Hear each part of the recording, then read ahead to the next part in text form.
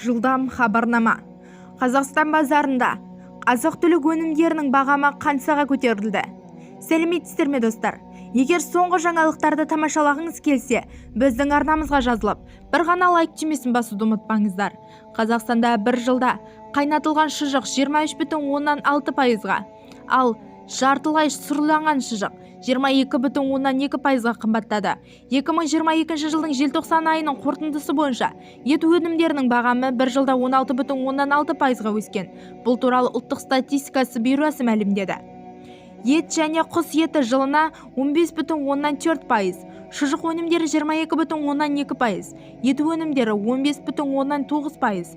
Ет өнімдерінің ішінде құс еті 29,4%-ға, жылқы еті 16,7%-ға, қой еті 22,9%-ға, сиыр еті 10,1%-ға, шошқа еті 14,3%-ға қымбаттаған. Бағаның өсуіне көбіне Маңғыстау облысының тұрғындары сезінді. Мұнда бағаны жылына 22,6%-ға өскен. Екінші және үшінші қатарда Петропавл және Солтүстік Қазақстан. Ең аз жылдық бағамы өскен Ұлытау облысында байқалды. 9,7%. Бұл туралы Energeo.kz хабарлады. Бізді тамашалауды жалғастырыңыз және достарыңызға бөлісуді ұмытпаңыздар.